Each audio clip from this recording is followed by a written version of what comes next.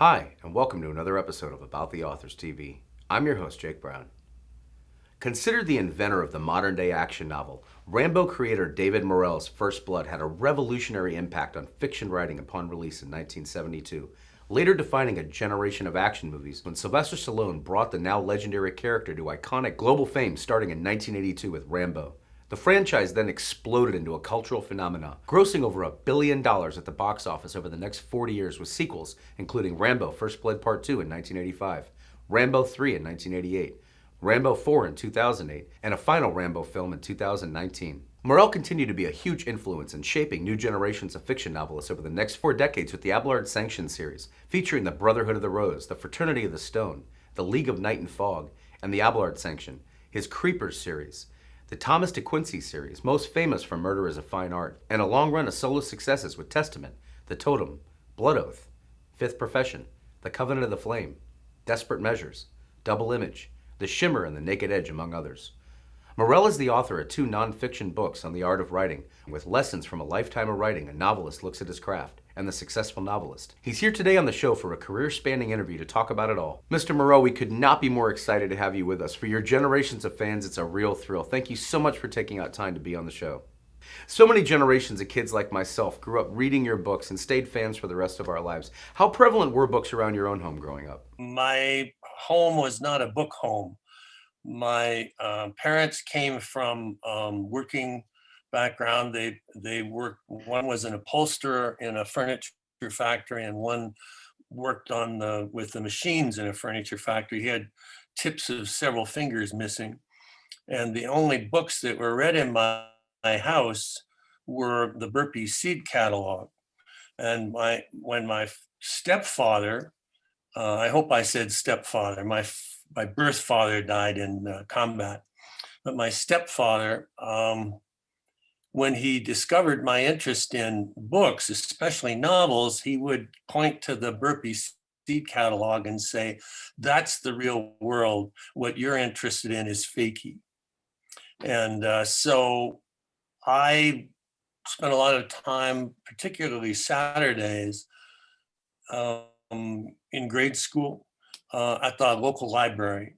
And I went there at like 10 in the morning and stayed until 4 in the afternoon.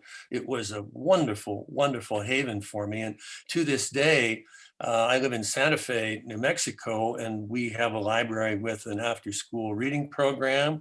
And we donate, my wife and I are generous in our donations to that program because we know what it did for us. Her background was the same. There were no books in the home. And so it's a to a degree a mystery how from a home with no books I wound up doing what I do. That's the magic part of it all, though, isn't it? When do you first remember your own mind starting to make up your own stories, even before maybe you started putting them down on paper? My home was not a book home. My parents came from working background. They worked. One was an upholsterer in a furniture factory, and one worked with the machines in a furniture factory. He had tips of several fingers missing, and the only books that were read in my house were the Burpee Seed Catalog. And when my stepfather, I hope I said stepfather, my birth father died in combat, but my stepfather, when he discovered my interest in books, especially novels, he would point to the Burpee Seed Catalog and say, "That's the real world. What you're interested in is fakey." And so I spent a lot of time, particularly Saturdays, in grade school at the local library. And I went there at like 10 in the morning and stayed until 4 in the afternoon. It was a wonderful, wonderful haven for me. And to this day, I live in Santa Fe, New Mexico, and we have a library with an after-school reading program. And we donate, my wife and I are generous in our donations to that program because we know what it did for us. Her background was the same. There were no books in the home. And so it's a to a degree a mystery how from a home with no books, I wound up doing what I do. Were you a storyteller as a kid, even if you weren't writing them down on paper, or were you writing them down on paper? Well, this is, I like to quote Graham Greene, who said that an unhappy childhood is a gold mine for a writer. And my mother, after my father died in combat, my mother was not able to take care of me and still earn a living to support us. This is, I mean, I like to say that if there are some social services for single parents today, there was nothing back then. And she very reluctantly had to put me in an orphanage for a year. And she eventually remarried. And turned out the stepfather didn't care for children. So that maybe wasn't the only problem, because they fought a great deal. My memories of my youth are those of arguing between them. And I was in perpetual fear. So at night, 5, 6, 7, 8 years old, I used to, it's like I hadn't seen this bad prison movie, but it's like a bad prison movie where I took pillows and stuffed them under my blankets as if I were sleeping there. And then I crawled under the bed. And while I was under the bed, listening to them fight, I told stories to myself. And the stories I told, I have 2 wonderful grandchildren.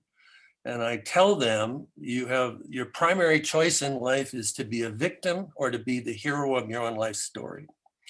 And you do not want to be a victim.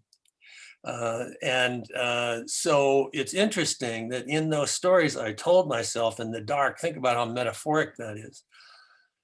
I was not a victim being rescued. I was the person doing the rescuing. And that someone once asked Stephen King why he wrote horror, why he writes horror. And there's a sniffy aspect to that question, you know. And Steve, whom I know, says, what makes you think I have a choice? And with me, it's the same thing. Why do I write genre fiction? Why do I write thrillers? Currently, I'm writing a Western. What makes you think I have a choice? Because I was programmed to find an acceptable alternative reality in that world. Anyway, Graham Greene was right. I understand you actually decided you wanted to become a professional author before you'd even graduated high school after seeing the television show Route 66? That is correct. Well, I was a drifting high school student. My principal had once told me to my face, pointing a finger at me, that I would never amount to anything. Teachers out there, I don't recommend this as a teaching style, because he had found out that I was watching. I'd go home. I was so unhappy. I would go home at school, English classes and the drama classes. Those were where I went. I was in a lot of plays.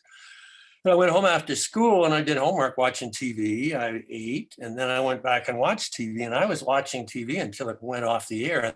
In those days, it literally went off the air, and it was a test pattern that suddenly appeared and a national anthem that was broadcast. And I stayed up till that. Well, somehow he'd heard about this, so he was telling me I'd never amount to anything.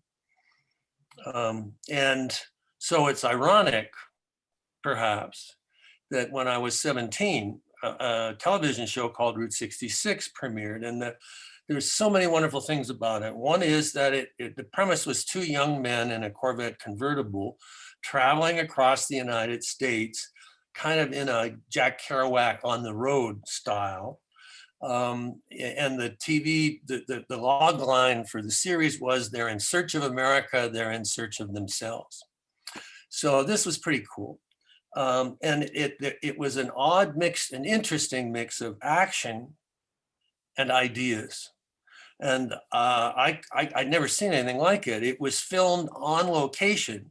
So wherever these guys were, and they were seldom on Route 66 itself, that was a metaphor. But wherever these guys were, they filmed.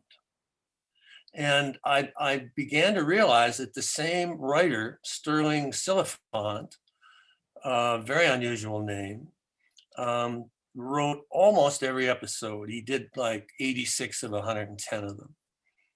And I began to notice that the ones that spoke to me were Sterling Silliphant scripts with this odd mix of ideas and action.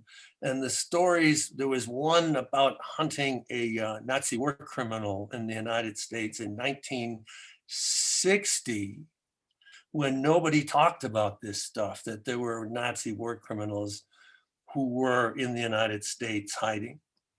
In fact, they deported one, it was 95 recently. They found the documents and booted him out. And as the Mossad agent is going, it's part of the investigation, which our guys are tangentially involved in. He said to his handlers, he said, "Have you read recently what Marcus Aurelius had to say about revenge?" And I thought, who the hell was Marcus Aurelius? And off I went to learn. But what interested me was the line, "Have you recently read?" Like this was something you did all the time. And so Sterling became my idea of a model. I don't write like Sterling, but the same self-referential literary things are in it. And I wrote him a letter, and I couldn't type. I hand wrote and going back to the library. I knew enough. How the hell do you get in touch with this guy that's writing these shows? Well, at the end, it said, "This is a production of Screen Gems." Well, what's Screen Gem? So I went to the library and I said, "I want to send a letter to somebody, but I don't know how to get in touch with Screen Gems," whatever that is. And the librarian, I remember her looking at me with a very pleased look because she could do this, and went away and came back in like 30 seconds with the address for Screen Gems. And so I wrote a handwritten letter to Sterling Silliphant saying, "I want to be you." And a week later, he responded with a single-spaced, typewritten letter. 1 second. I have it here, and I every time I want to refer to it, I can't find it. I have it framed, but because it's two-sided, there's glass on each side, so I can, you can turn it. And that is my talisman. That is something I look at every day. And without Sterling's encouragement, he said, "I can't read anything, but if you're going to be a writer, you write and write and write and write and write and write. And eventually you'll find other people who are interested in writing. And eventually you will find someone of influence who can help you." He said, "It is that simple and that difficult." And he was right. And thanks to people like Sterling and a writer who taught writing at Penn State, Philip Klass, whose pen name was William Tenn, thanks to these people, I was able to move forward. So anyway, close the story. I became friends with Sterling. I mean, we had many, many occasions when we met, and we worked together when my novel, Brotherhood of the Rose, became, and I love to be able to say this, forgive me, the only miniseries to be broadcast after a Super Bowl. When that happened, Sterling was the executive producer. And so he and I worked together as well as became friends. And he, along with Philip Klass, William Tenn, are people I think about every day. They are in my soul. They were, as it were, the father figures who propelled me into what it is I wanted to do. And Route 66 is available on DVD. You first enrolled at St. Jerome's University and then studied with Hemingway scholar Philip Young at Penn State at one point while receiving your master's and subsequent PhDs in American literature. Sci-fi author Philip Klass was also a mentor from these early years, I understand. Please tell us a bit about them and any others you'd like to spotlight. What I learned from Sterling was you got to follow your path. Sterling was Route 66. That was his life. It was a forward journey, and he wrote the series that way.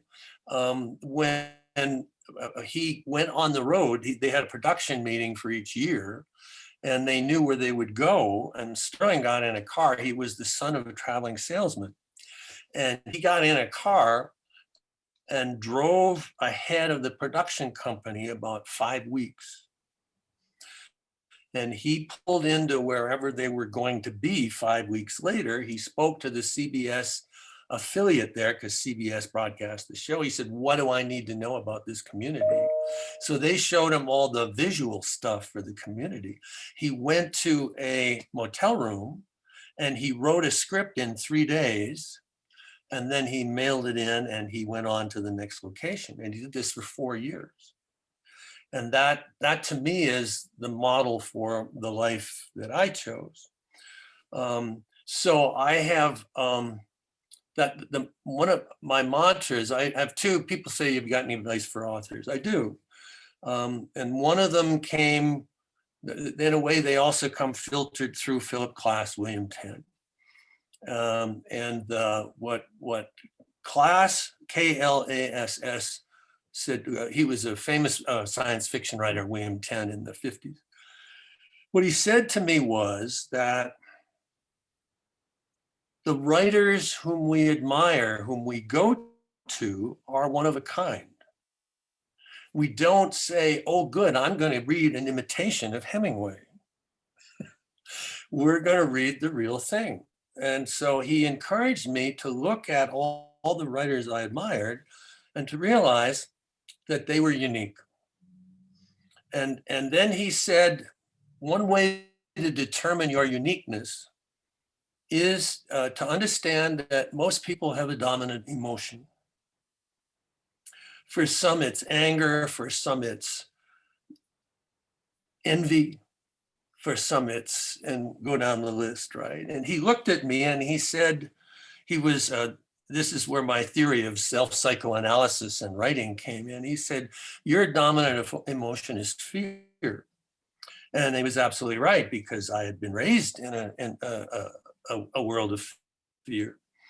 And he said, well, what you have to do is find a way to understand where that fear is coming from and to write stories about it. So, but it couldn't be literal, because, it would be a metaphor for how the story was evolving. So whenever I'm asked about writing, I say I have two mantras. One is, be a first-rate version of yourself and not a second-rate version of another author. And of course, this has a higher level, because isn't that the way we should be running our lives? And the second corollary to that is, in addition to being a first-rate version of yourself, is don't chase the market. You'll always see its backside. So that these go together, because if you are yourself and you're writing, I like to believe, I may be wrong, but I like to believe that when people pick up one of my books, no one else could have written those books. There's nothing imitated in them. They get imitated a lot, but they themselves are not imitated. And if I see anything in them I've seen before, I say, to hell with this. So that it's, the task is default. It's like Sterling Silliphant, to be ourselves, to move forward. When I write a book, I write a letter to myself and I answer 3 questions. Why is the theme of this book important to you? What about the research will make you a better person? And what about writing the book will be new and not imitative of the way other people write their books? So I need to those 3 elements be answered. And it's very interesting to me that recently I realized that what I've been doing for these almost 50 years is exploring genres. If we look at First Blood, which is action adventure, we look at Brotherhood of the Rose, which is espionage. We look at Creepers, which is non-supernatural horror. Murder is a Fine Art, which is Victorian mystery thriller. And now I'm writing a Western. And I don't have a choice. I became interested in those genres and wanted to explore them. Nobody else is doing this. Nobody else is crazy enough to do this. I mean, I readily admit there's no market for a Western, but I'm going to write it anyhow. I appreciate that you have told this story a million times before, but for the new generation of streaming fans just discovering Rambo, please pull the curtain back on the moment you first came up with this now legendary character name. I was working on the novel. It took me 3 years to write, and we're not talking about scratching the side of my face and looking at the horizon. We're talking about hours and hours each day, which I still do. I have hours in which I write, and sometimes it's okay, and sometimes it's not okay. But if you don't write, if you're waiting for it, it's not going to happen. So I was working on the book and working on it, and I didn't have a name for the character. And this is no lie. I would be typing along when the character's name would occur. I'd go, this because we're in the typewriter era. I'd hit the space bar, and for whatever length the name would be, and then I'd continue. So my manuscript pages had all these blank spots for the name. And my dear wife, who has been of immense help to me throughout my career, she's very wise, and sometimes prompts me even when she doesn't know it. She and our young daughter, infant daughter, had gone out. We had very little money. And I mean, really very little money. And she had gone out and found this roadside stand, and she'd bought some apples that were cheap. Hey, cheap apples. So she tasted one, and it was delicious. But it wasn't a delicious apple. I mean, it tasted good. And we had a bedroom and a living room that was also a kitchen in graduate housing. And so I was in our bedroom, which had the playpen where our daughter slept, and I'm in our little desk, and the genius is at work.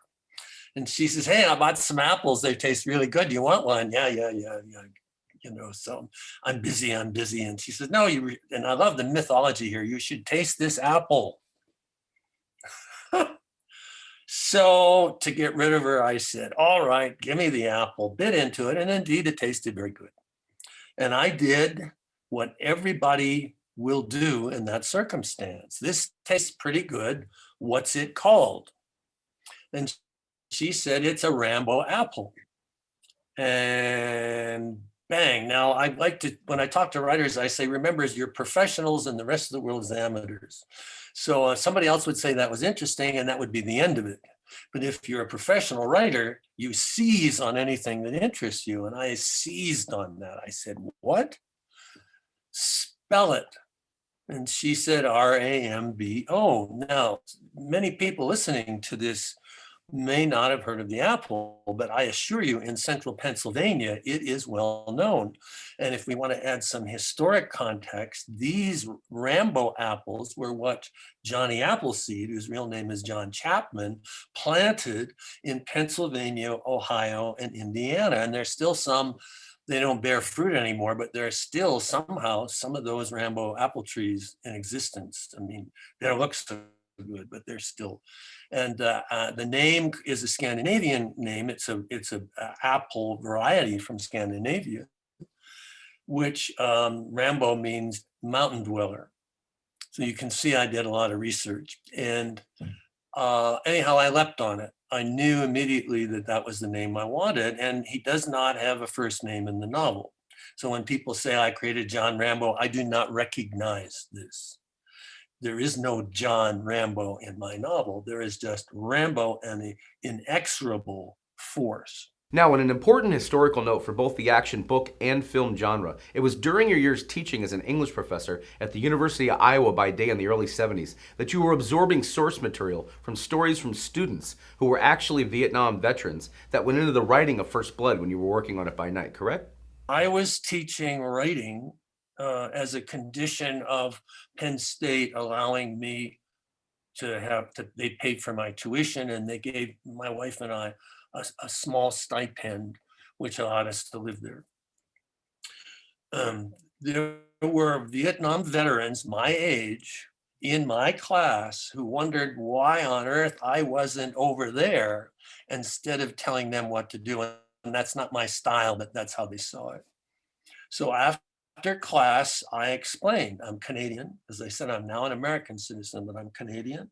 I'm married. I have a child. There is no way I can be in Vietnam. And with that as a starting point, I said, tell me what it's like coming back. So after class, 3 times a week, they taught me about coming back from Vietnam. And that is, the loud noises startling them, the alcohol problems, the relationship problems, the nightmare problems, and on and on and on. Not saying all vets had that, but the ones I spoke to did.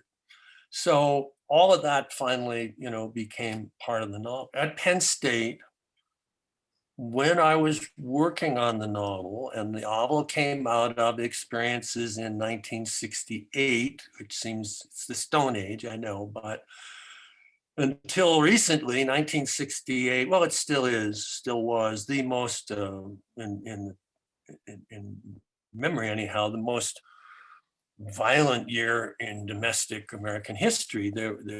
Because of the assassinations of Martin Luther King and Robert Kennedy Jr., because of the Vietnam War, because of civil rights issues, which are beginning to become to major force.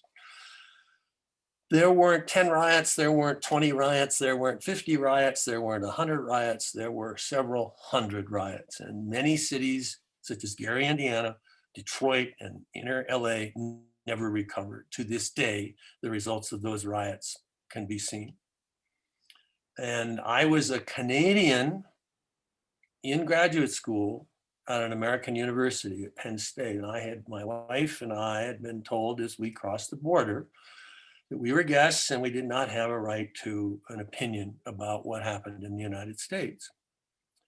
Fair enough. If I go to somebody's house, I'm not going to raise a fuss about what they have to say if I'm a guest, right? Now, on the street, it might be a different matter. I'm an American citizen now, but I am Canadian to my core and relentlessly polite. So all this was going on and I couldn't say anything. I couldn't talk to anybody about my confusion about what was happening in the United States.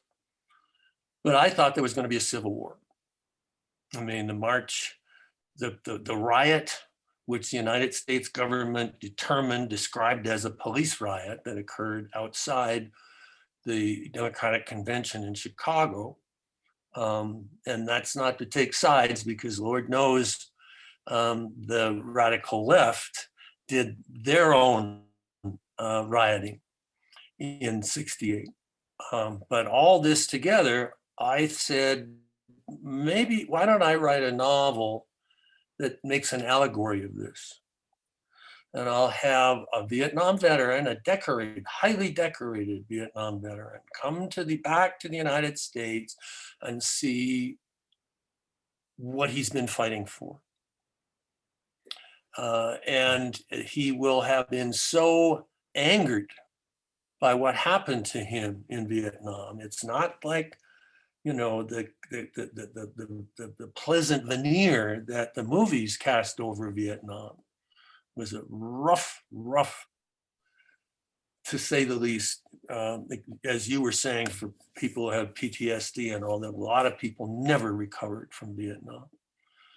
And that he would come back and he would, as it were, wind up in a situation like what, say, was playing on TV every night between riots on this side and riots on that side. And I had an idea that Rambo would be a version of Audie Murphy, who was America's most decorated soldier of World War II. And what would happen if Audie Murphy came back, grew long hair and a beard, because that's how Rambo looks in the novel, a trigger for law enforcement in the 60s. Now the right, now people on the right look like that, but at that time it was people on the left, and law enforcement would automatically. I know this because I grew a mustache, which I still have. at the time, just as a modest attempt to see how I would be treated by authority figures. And oh boy, it was revealing, the contempt and the insults. I'd walk down the street and police officers actually would insult me as I passed them. So I thought, we'll set this up, but I didn't. You described the police officer in a very negative way. I subscribe to the idea of what Plato has Socrates say in one of the dialogues: nobody does evil intentionally. Everybody has an excuse for what they do. So I was determined to make that police officer, that police chief, as sympathetic as I possibly could. He came from Korea, the Korean conflict, was a war hero there. And had no, in his world, what was going on to demonstrate against the Vietnam War, that was unthinkable. And his wife had just left him, and there were a whole bunch of other issues.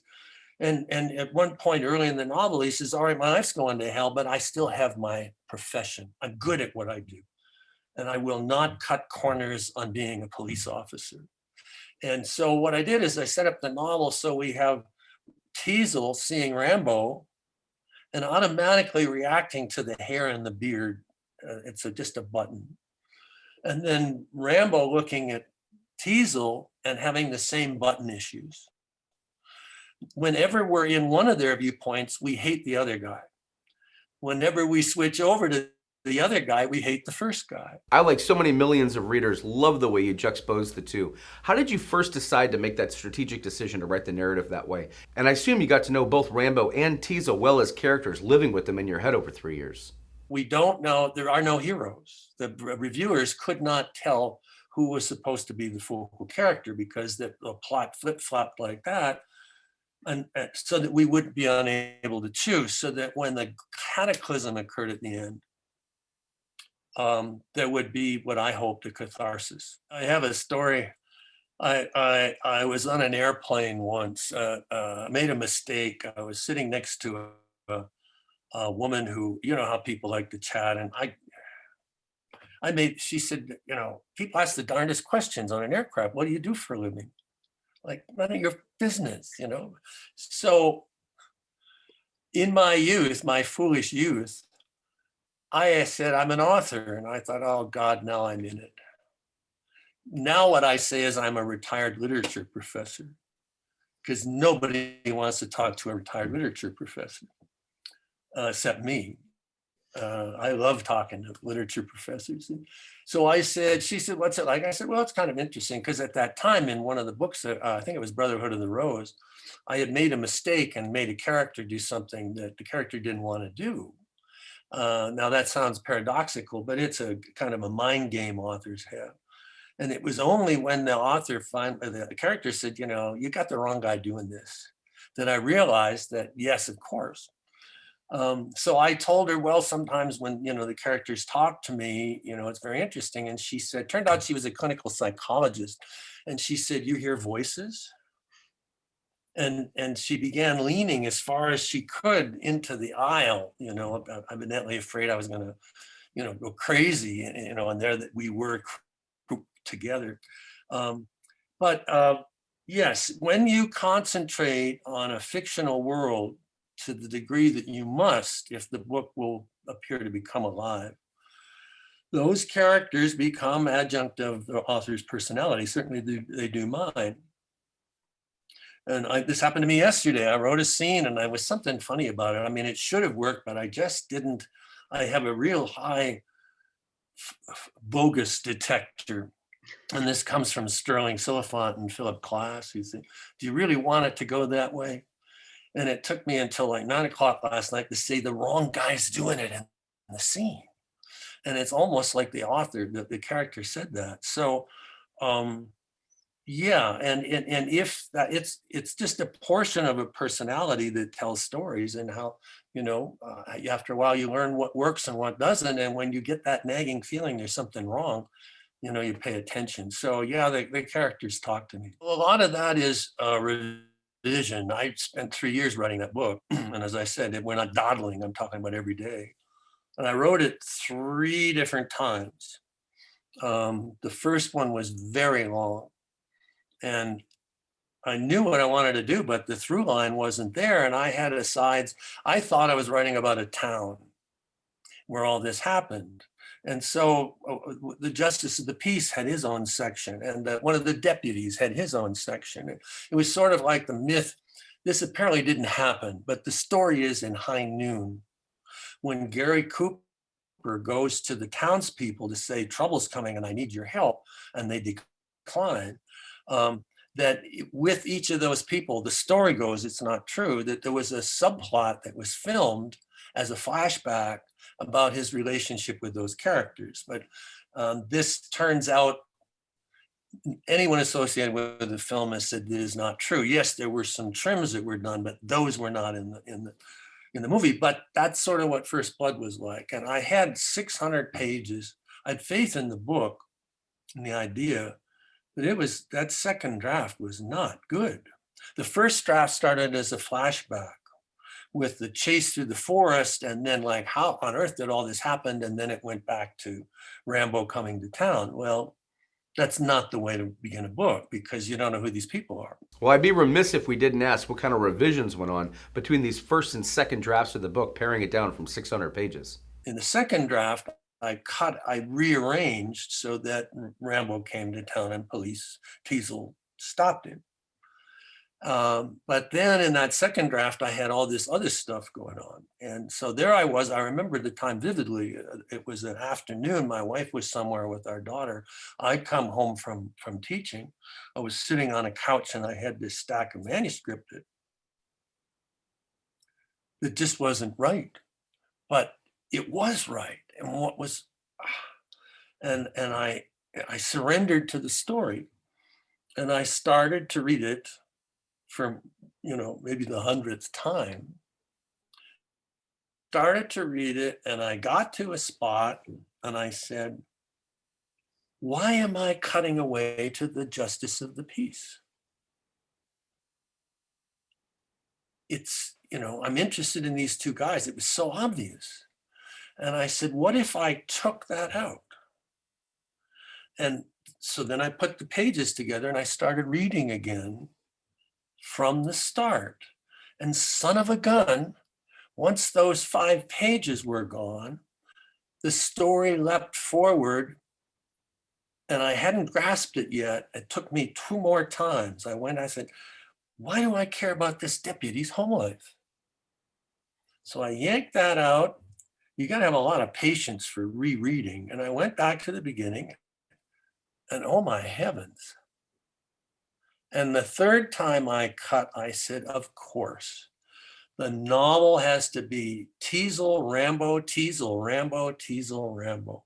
And once I knew the structure, the revision came very quickly, and that book was ready in 2 weeks. This book was considered a groundbreaking template by which generations of action thriller books were written thereafter, and movies scripted based on your blueprint. What was your personal research curve like in terms of the firefights between Rambo and Teasel in the woods, for instance, and other training you might have taken with firearms to know how to bring that terrain to life authentically? And any advice you have for writing action scenes, given the new way you did it for the first time on the page in that book? I've always believed in research, so I'm a Canadian. There's not a whole lot of firearms in Canada, even before recent laws. And so I knew I had to have experience with firearms to write the book. So I enrolled in an NRA firearms class. Now, this was before the NRA became a political, where they didn't much care about teaching people how to handle firearms unless it had a political overtone to it. This was just a man with a class saying these are what firearms are like, and this is how you keep from shooting yourself or somebody else. So it was very, very revealing. And I had a member of the Penn State faculty. I was a grad student, but the faculty was very, very friendly. And he knew what I was doing. He said, why don't you come out hunting with me? So we would go on weekends. He liked to hunt grouse. So we went out hunting grouse. And so I got the experience of the terrain through this man. And while the film is in the Pacific Northwest, the novel is set in Kentucky. I wanted a slight northern southern feel to the novel. But in fact, Kentucky is part of a mountain range that extends into Pennsylvania. So all the research I did was in those mountains, which could pass for the Kentucky mountains. So I was doing a lot of that. And we must always, was a professor. My mind goes to research. And when I write a book, I say, how can this book be different from what other people have written so that when somebody else writes a thriller, they have to take into account what I did.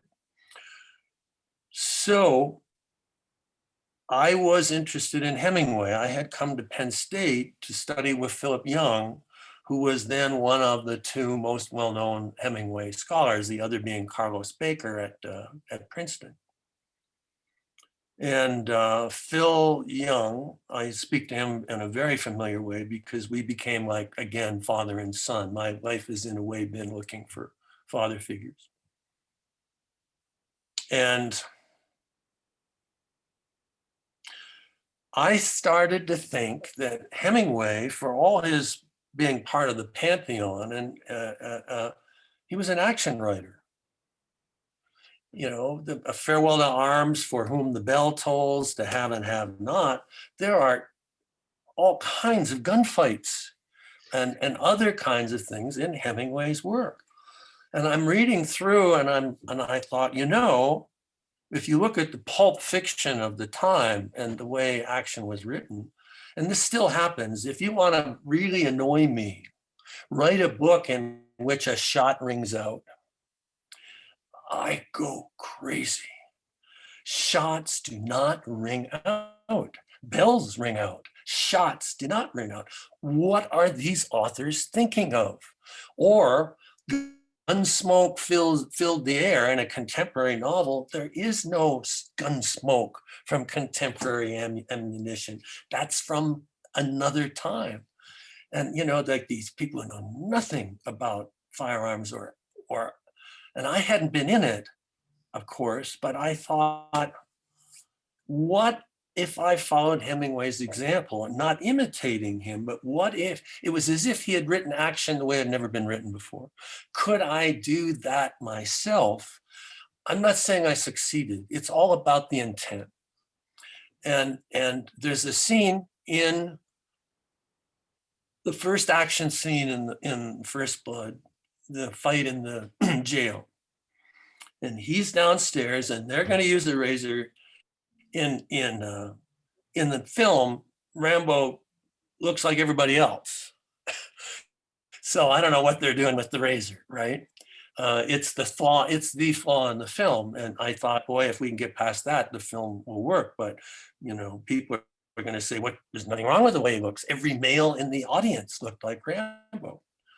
But when he had the beard and the long hair, oh no, different deal. And so they come at him with the razor and Rambo reacts because he was a POW and he had been tortured. And while it's now a cliche to have scars all over a character's chest and back, Rambo was the first one. And in the film, they use this very effectively. But in the novel, they're saying, well, what on earth? What happened to this guy? And he gets the knife. He gets the razor. And this isn't any, candy ass escape from a jail as if it's a Western scene. He takes the knife and he slices across this man's stomach. And this was my signal that we were in another realm of action and violence. And my influence from The Wild Bunch, just the movie that had the most influence on me. And I describe it, the deputy looks down and sees a portion of his intestine protrude the way a tube will from a sliced tire on a bicycle. And that was my cue rather, that things were different. So once I had that became my style. And, for all writers, your style is established on the first page. If the book doesn't work on the first page, you're just going to imitate that rotten opening for the rest of the book. So that tone that you want has to be determined and established earlier. And then after that, it's essentially an imitation of that tone. So that was, after that, all the action scenes imitated that metaphor, that image. When did this perfect title, First Blood, finally feel right? And were there other working titles before you settled on it? My recollection, has been a long time since I read First Blood. Unlike readers say, oh, you must really enjoy reading your books. No, I don't recall any line of dialogue in First Blood that talks about First Blood. It's in the movie. They drew First Blood, not me. It's a dueling term. And sometimes instead of shooting or rapier, I don't even know if that's the word, swording somebody, if you do First Blood, you won. It was not my title. We went around and around and around on that. There were many, many titles that never quite worked. And in a meeting on the phone with my editor, who was in New York, and I was then at the University of Iowa as a professor, he said, okay, we got this list finally. I mean, we were ready to go to press. And he said, how about First Blood? And I said, yes, that'll work.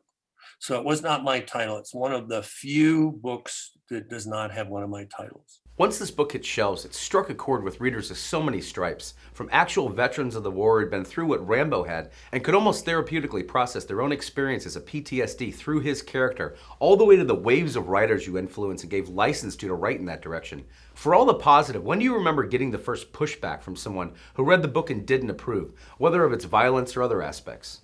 The Pentagon sent me a letter at the time the novel was published. Because as you said, an awful lot of military personnel had read and have read this novel. What the guy from the Pentagon wanted to know, and I'd have to look at the letter again, it's been a long time, but I recall it being from something like the military Department of Brain Research or something like that. I imagined this, place in the basement somewhere where they, so he said, we don't understand how you, never having been in combat, wrote what we recognize as an authentic portrayal of the emotions and the visceral bodily experiences of being in combat. So we went back and forth on this. And, I said, well, I guess I have a good imagination, just a pretty limp. And he said, no, we've decided you have an overdeveloped limbic brain. We have three brains that affect divisions of our brain that affect different ways. And the sometimes called the reptilian brain, is the fight or flight response. It's the adrenal response. It's what keeps us alive if we're in a car accident or if something doesn't feel right or somebody runs at us. And he said, we think your limbic brain is overdeveloped, and that's why. And for all I know, that's the truth. Except that if you get I hope a sense of what I'm like, and I smile a lot. And people who meet me are expecting to see this big tough guy with bandolier of ammunition all over him. I would, in another lifetime, have been a stand-up comic, which in a way it's all the same thing. So it's always a surprise when people, because depending on your background, many people are prepared to hate me. And then they look at me and say, well, you're not at all what I expected. And, it's all I can do as a Canadian, not to, to comment on their prejudices. But I'm a polite person. So I have no explanation. But later in my writing book, I spent a long time explaining that writers spend too much time emphasizing the sense of sight as opposed to the other senses. And my PhD dissertation was written about the fiction of John Barrett, who is as important as a theorist about writing fiction as he is about a fiction writer. And he said that in every scene where he is actually setting the scene, he believes that every scene should have sight connected with two other senses, which in a process that he called triangulation. And the sense of sight should be muted so that touch and smell, for example, would be the dominant senses. So whenever I write a scene, I remember John Barth, who is another one of those figures who were important in my life. And I say, all right, what would Jack do here? And I can feel it too. Sometimes I finish a day's work and I say, it's in my head, it's not on the page. And I come back, and you don't have to do much of it. The cues, readers will fill it in. And I have bad tics as a consequence. If somebody goes for a walk, it's almost a joke with me. You hear the crunch of their footsteps. And I don't know how to get around it. I just don't know. I mean, but it's in every book. And I tell copy editors, look for this, please. If I do too, just get rid of it. But I need a little of it. The Brotherhood of the Rose sounds just like the title of a movie. Please take viewers back into the creation of this longtime fan favorite from your catalog. Brotherhood of the Rose is my title. It's the whole point of Brotherhood of the Rose, and it's my interest in history. The Brotherhood of the Rose is rife with history all through it, back to the Middle Ages. And the symbol for the spy world, the phrase that still exists, we meet sub rosa, which means under the rose. And in the Middle Ages, the rose, considered in ancient mythology the symbol of silence and secrecy, they literally hung a rose above the meeting table. And they met sub rosa, so that if anybody were to go out of the meeting and say what had happened, the rest of the people would not believe, they would not be happy. So the rose, and the spy master in Eliot, in Brotherhood of the Rose, grows roses. And Eliot was modeled upon a real life spy master. I don't mean exact parallel, but named James Jesus Angleton, who ran the CIA's counter espionage division, looking for spies in American networks. And Angleton was an orchid grower. And I said, no, he's got to be a spy. He's got to grow roses. Come on, spy master doesn't grow orchids, which are delicate. And there was a whole metaphor there, but roses and all that. And then, because it's in my nature, Angleton revered the poet Auden, Auden. So was I going to call my guy Auden? No, but I could call him Eliot for T.S. Eliot. So the parallels were there if you were looking for it. And I just love to do this stuff. And it's an example of how, if looked at close, my fiction is very meta. It's very self-reflexive, and just as the Saul and Chris, who their code names are Romulus and Remus, so the twin agents whom Eliot was running would be Castor and Pollux.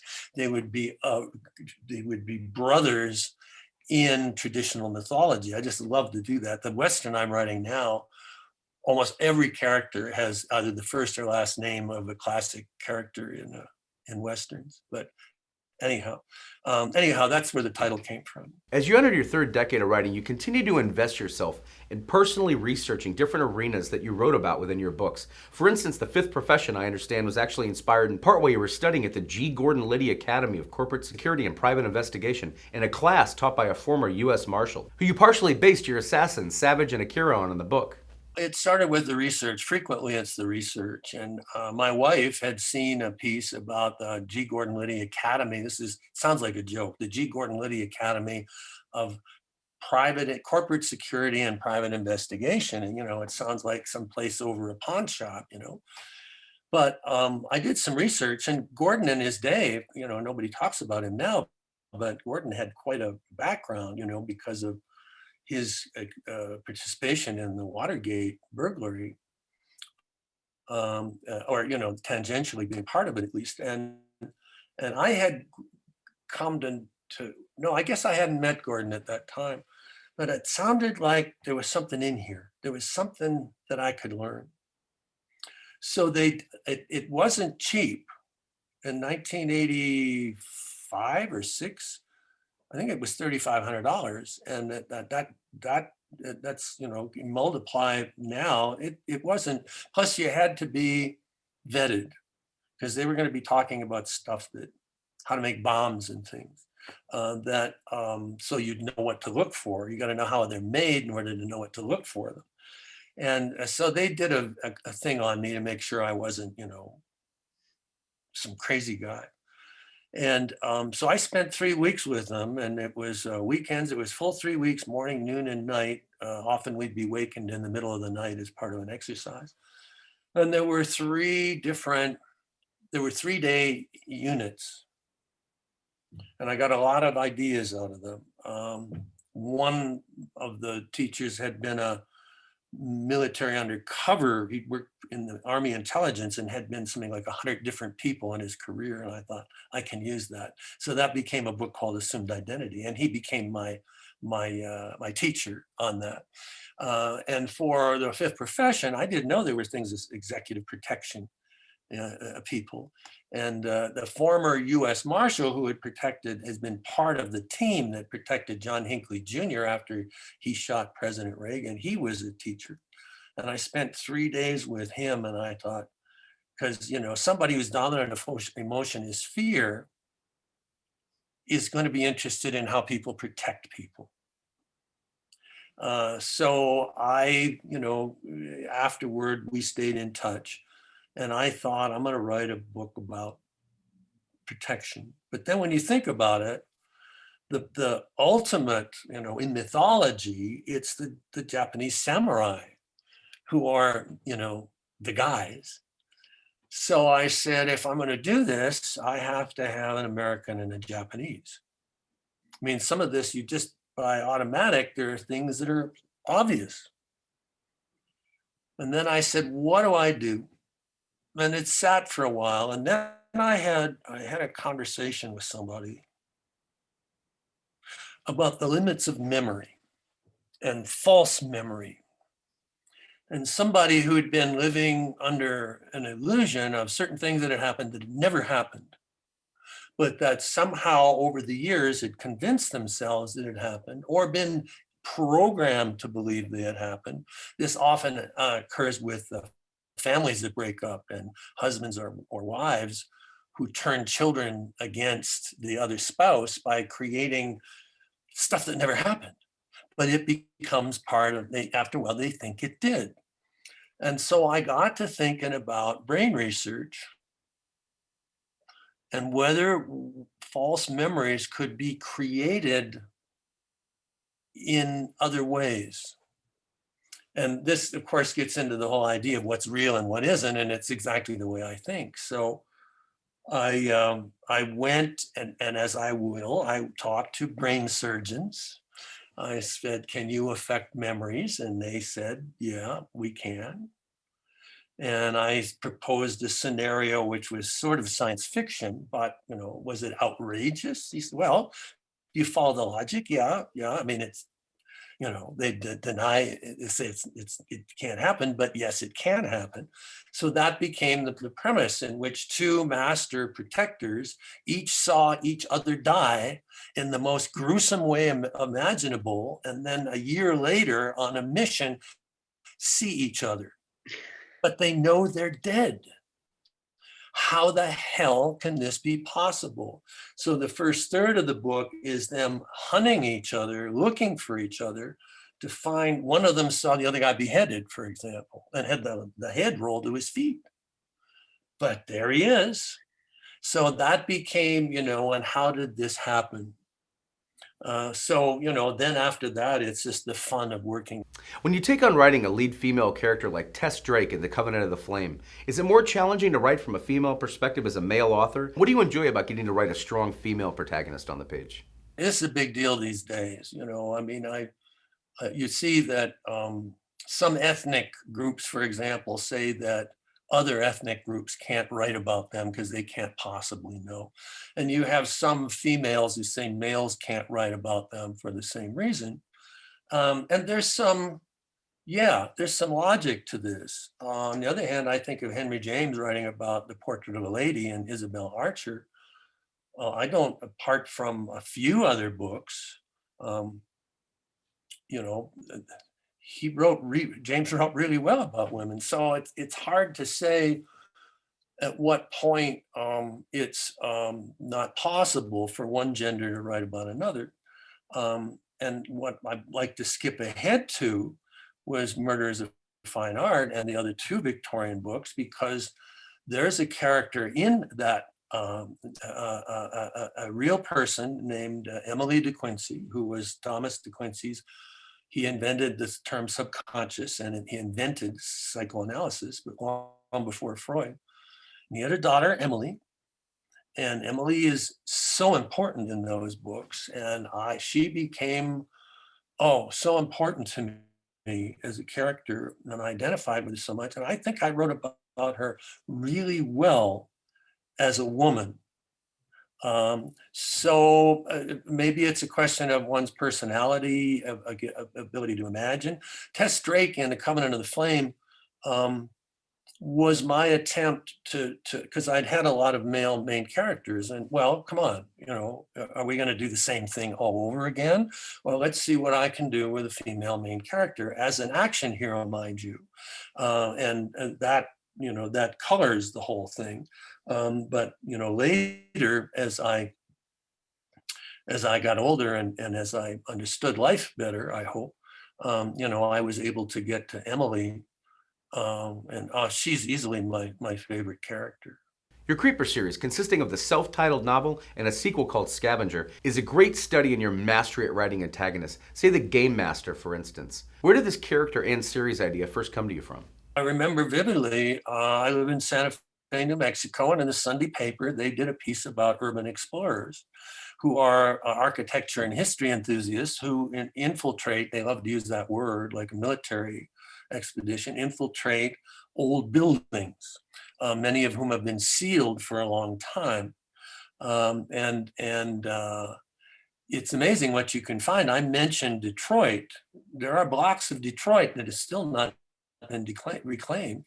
And they are sealed because those buildings are dangerous. But if you go in those buildings, if somehow you were to go in as these urban explorers, they call themselves creepers. That's their nickname, but they hate it. They hate the name.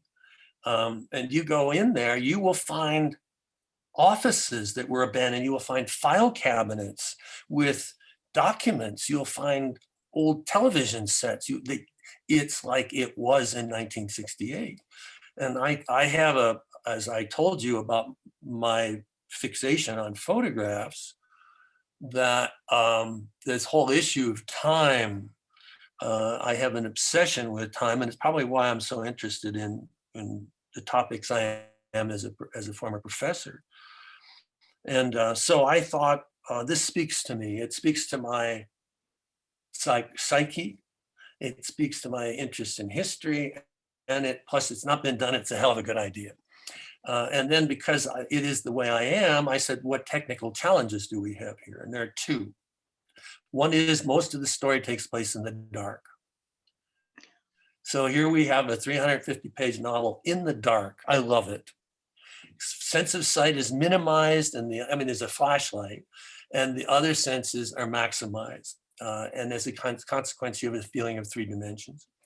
And that's one. And the other is that I said, all right, it's one night in this hotel, 8 hours.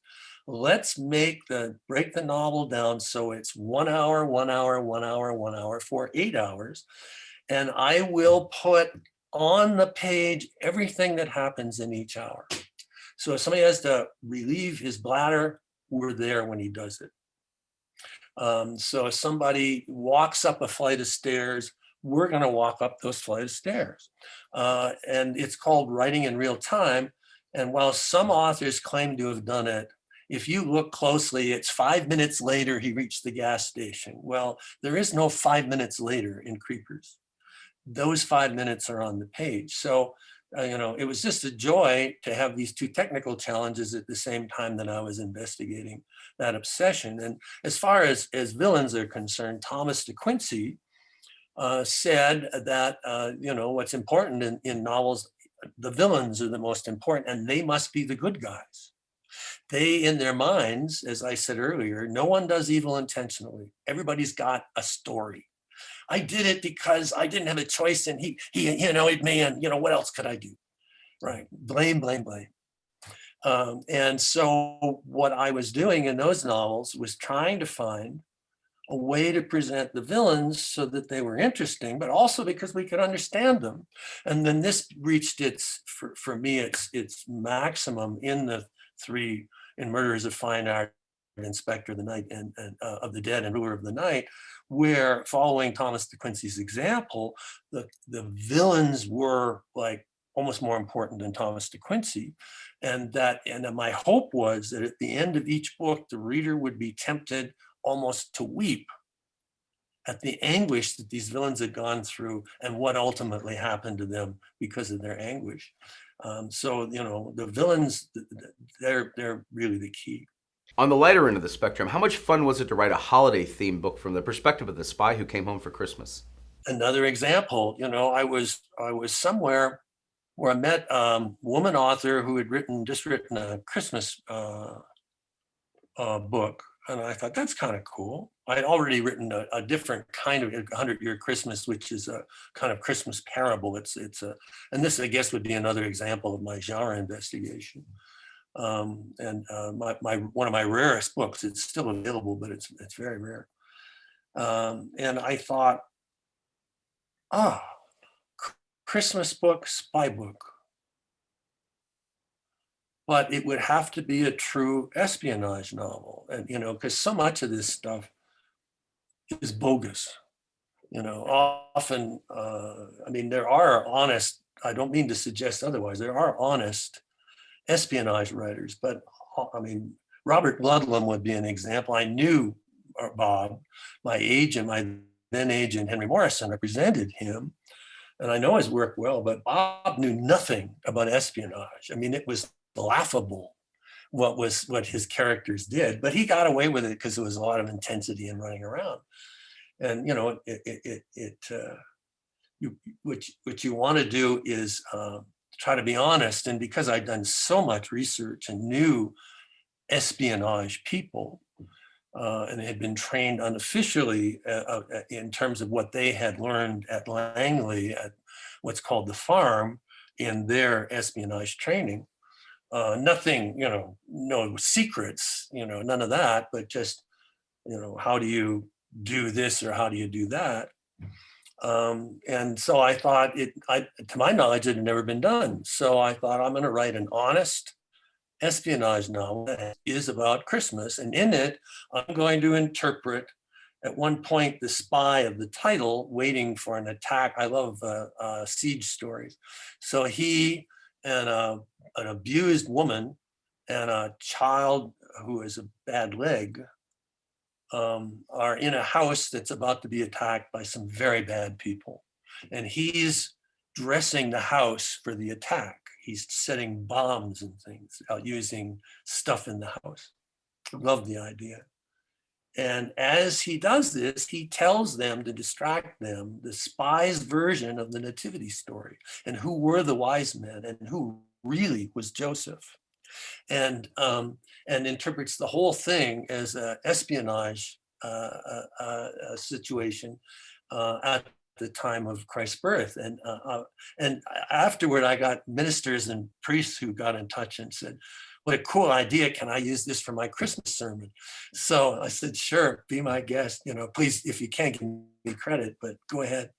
And so, great fun. Your name became even more etched into history when Sylvester Stallone adapted First Blood into the successful Rambo movie franchise, starting back in 1982 and on through the next 40 years with First Blood Part 2, Rambo 3, Rambo, and Rambo Last Blood most recently, earning close to $1 billion in global revenue and inspiring generations of action fans and films to follow. Please take your fans back behind the scenes and onto the set as you watch this creation of yours come to life on the silver screen. There's a time lag. When I see Rambo mentioned I mean, the character became novels to films. We have Sherlock Holmes, Tarzan, James Bond, Rambo, and Harry Potter in the 20th century. It's pretty wild. And you know, I look at that as a professor saying, "Oh, that's interesting," and I say, "Well, wait a minute, I'm one of those. I'm in that." And Sly told me the same thing. Occasionally, we talk, and he, you know, he had the experience I do that when people mention Rambo or we see it, I run across it every day in newspapers or novels or, you know, wherever on TV. Rambo is mentioned often in ways that I don't care for, but you know, that's okay. The character went on and had a life apart from the creator. And there is a time lag where I am a member of the culture reacting, and then there's a moment where I say, wait a minute, I'm the one that started this. So it's very weird and surreal, and they're you know, and all of them are, you know, saying what my experience was, as has been. But it's, you know, it's great fun. It's nice to be in that category. You next succeeded in a completely different visual medium with Captain America the Chosen, The Amazing Spider Man, and Savage Wolverine. What do you most enjoy about the challenge of comic book writing apart from novels? I was asked to write, Marvel asked me to write for Spider-Man or for Captain America, Spider-Man, and Wolverine. Isn't that cool to be able to, you know, to have done that? I didn't know about how to write a comic book, and you will not find easily any text on how to write comic books. But that for me is the joy. You know, I said, oh boy.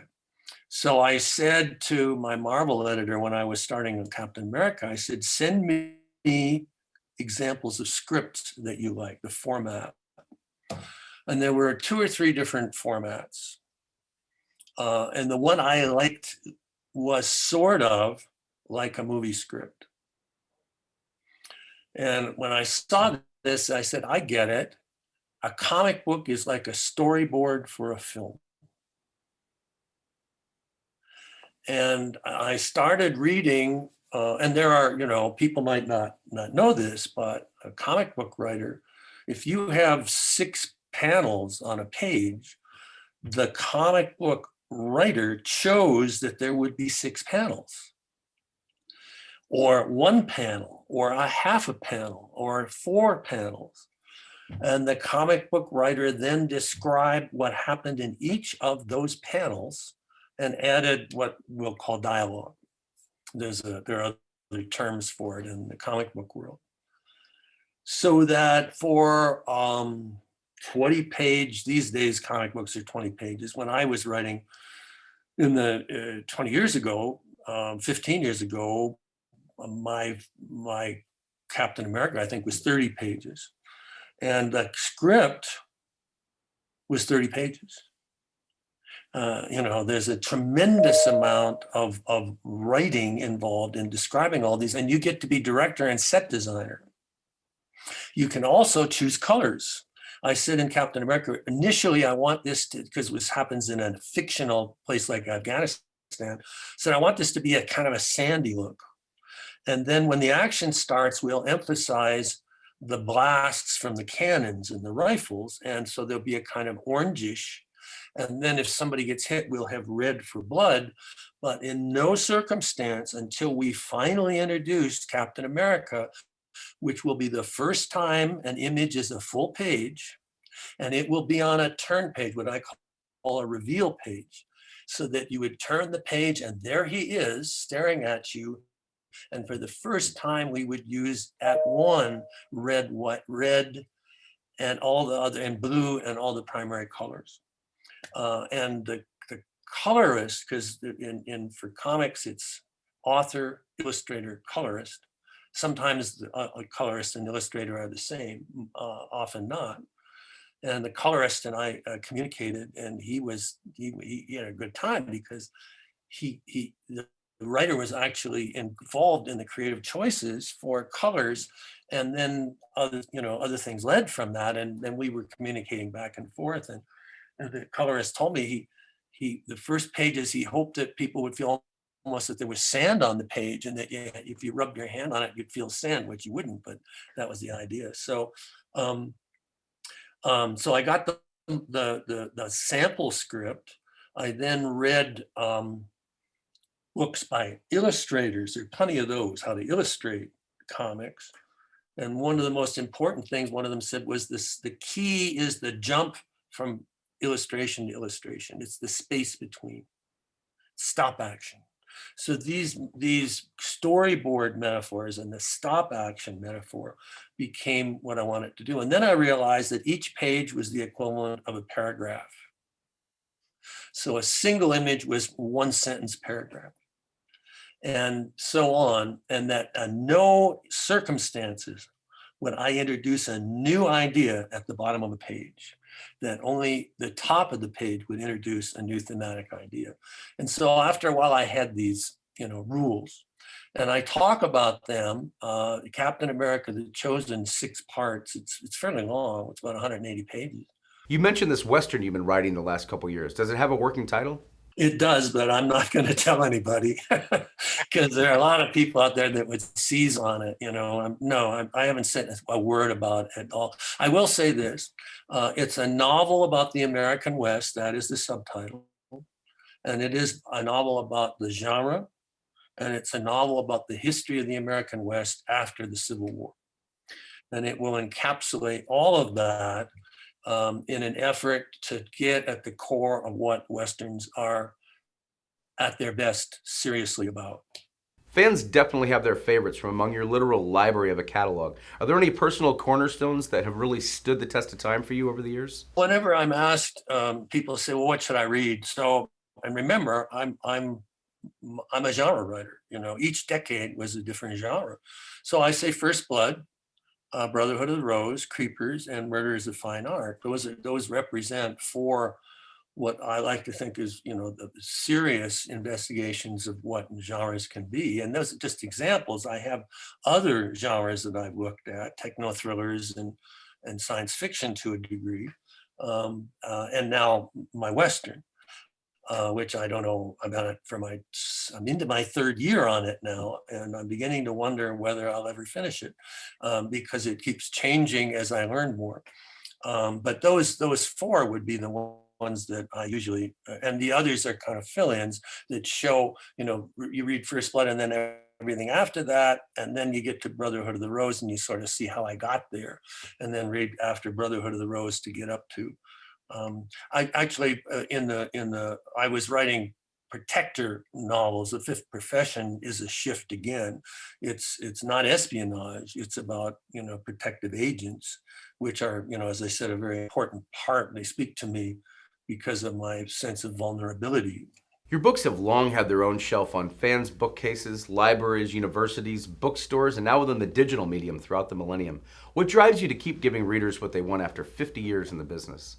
Well, first of all, I mean, there's what a great compliment when people, the best comments are people who have gone through terrible experiences, loved ones dying, houses burning down, losing jobs, terrible sicknesses and all, and who say that my books distracted them. This is a wonderful thing. And it's a version of me being under the bed while my stepfather and mother argued, and me telling stories to myself to distract myself. So that's a wonderful, wonderful thing. And then, of course, it's a wonderful thing for another author to say, "Hey, I really admire how your approach to this. This is this to me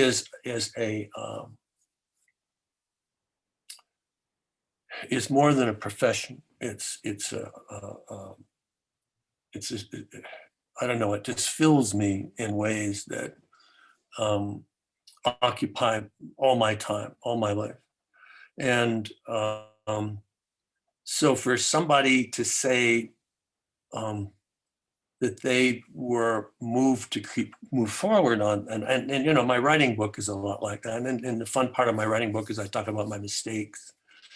But it's a special personality. You have to be able to have an infinite patience to get up every morning and realize that maybe what you wrote the day before wasn't what you thought it was. And people say, well, how do you know? Well, I have Sterling Silliphant and Philip Klass and John Barth looking over my shoulder. And as well, at the end of each draft, I change the font so that that it looks different. And when I revise, I print out every day, and I revise print analog and then insert digitally. And so I'm constantly trying to change all this so I'm seeing it in a different way. And I never read at the same place where I write. I always read it at a different place because the association can program you to see what you want to see. It is what in a way, my wife and I are big fans of jigsaw puzzles. And in a world that is very daunting, jigsaw puzzles are, I find, soothing. They're a way of creating order. And that's what I do with my stories. Basically, I'm finding a way to meditate, a way to be still and calm. And focused, and especially these days, I mean, people don't think anymore, they feel, and they don't know why they feel. And that isn't a statement about one side or the other. I think you can make that case on both sides. And, I'm all about if I'm feeling this, why am I feeling it? I mean, I can truthfully say, I don't think there's anything I do that I don't know why I'm doing it. Or why I'm feeling what I'm feeling. And I'm not sure that's always the case with a lot of people, but I think writing helps you be like that because I'm constantly trying to find the motivations for my characters. And that then leads me to say, what is my motivation for my character? So it's in any case, it's a thrill. The only thing I don't like, and it's just like a shot rang out, if you really want to annoy me, although you won't know it because I'm a Canadian, if somebody says, oh, I love your work, it's pure entertainment. And I think there's a person who's easily influenced because nothing is pure entertainment. Every story is the same as an advertisement for a product. It has a theme and the author is trying to convince you of a particular viewpoint. And if you look closely at mine, my viewpoint is life is very precarious, bad stuff happens. The best we can do is be prepared for the bad stuff, but not surprised, and to somehow construct our lives so that we can manage it. And I speak from experience. The orphanage, and I had my son died from a rare form of bone cancer. His entire right rib cage was removed, and my granddaughter had the same bone cancer. Only 200 people get it each year. And her left pelvis was removed. And then after all that, they still died. What do you do with that? Well, Sterling used to say that only proves that life is uncertain. And if you don't know life is uncertain, you're not going to have you're just not going to be prepared for it. So that is like the continual theme of my work. And when somebody says, oh, it's pure entertainment, I just, what am I to do? We're talking, of course, about Fireflies, which was inspired by the deeply personal tragedy involving your son Matthew's passing. I want to tread lightly there, but it's a very special book, and if you care to touch on it, we'd love to, as it's a beautifully written and moving story. Because I'm a writer, I wanted to write about what it feels like to be in grief. Now, there are a lot of grief books, but many of them are not written by people who have experienced it, and they are not the creator of Rambo. So I had panic attacks, 3, 4, 5, 6 a day. For 6 months, I was on my back. I was the grief. I mean, it's nobody's friend, okay? And nobody's in a contest. I have heard stories that are unbelievable about what people have seen and endured in terms of grief. But I had my share. And I thought, if I write a book about what it's like to be in the intensive care ward with a dying child, and the aftermath and the panic attacks in particular, if Rambo's creator can be flattened, then other people in grief, particularly men who tend to say, oh, I can handle it. Right. Have another drink, pal, have some more pills. I've got it under control, like hell you do. And, and then the marriage breaks up and then more hell starts.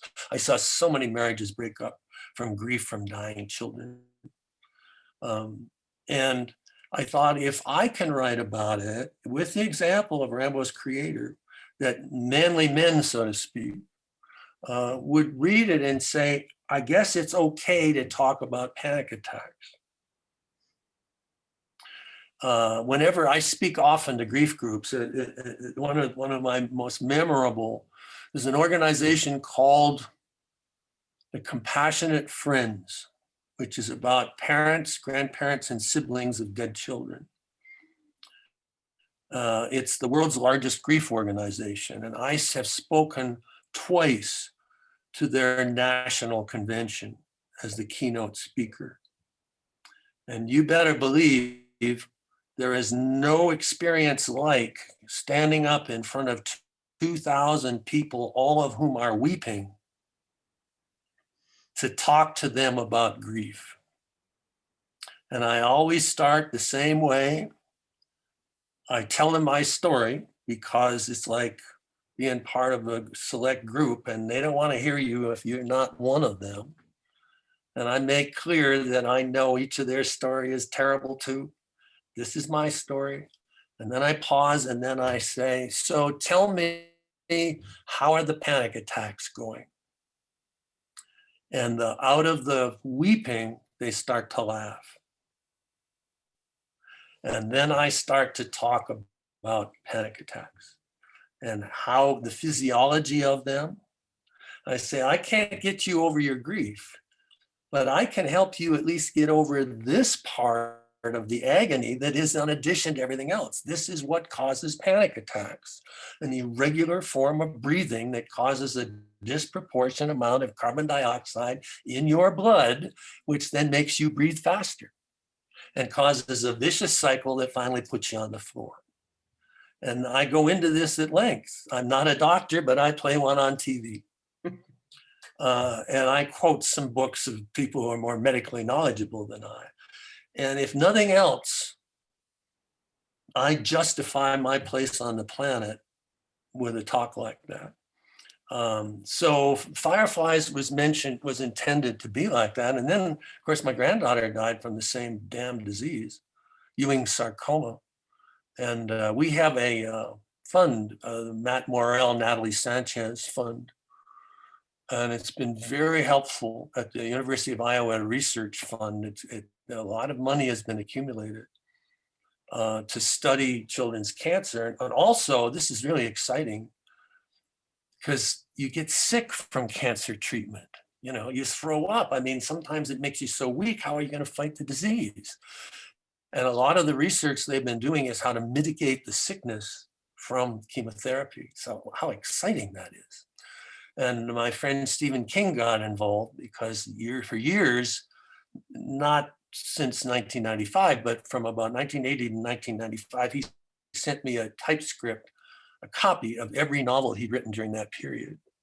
And I had them, Misery and It. God, it was big.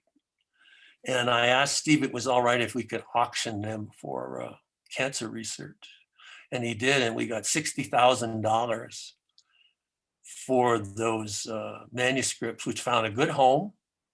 And the money went directly to the fund. And, finding a reason to justify, there's a line in Sam Peckinpah film I admire, Ride the High Country. Joel McCrae says, all I want to do is enter my own house, justify. And,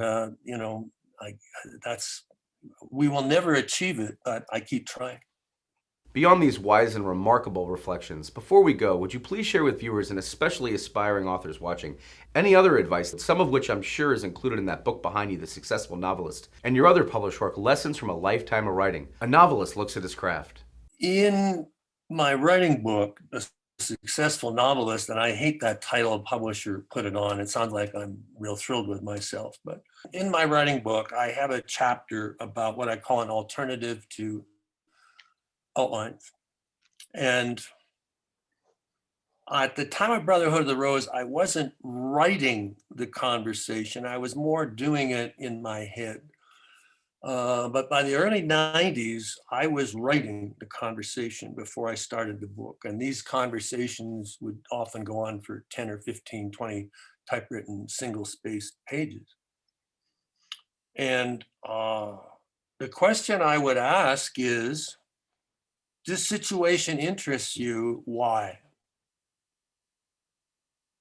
And so I would go into it and go into it. And if it, this is, I mentioned this term earlier, self-psychoanalysis. I will not write a book unless I learn something about myself in the process.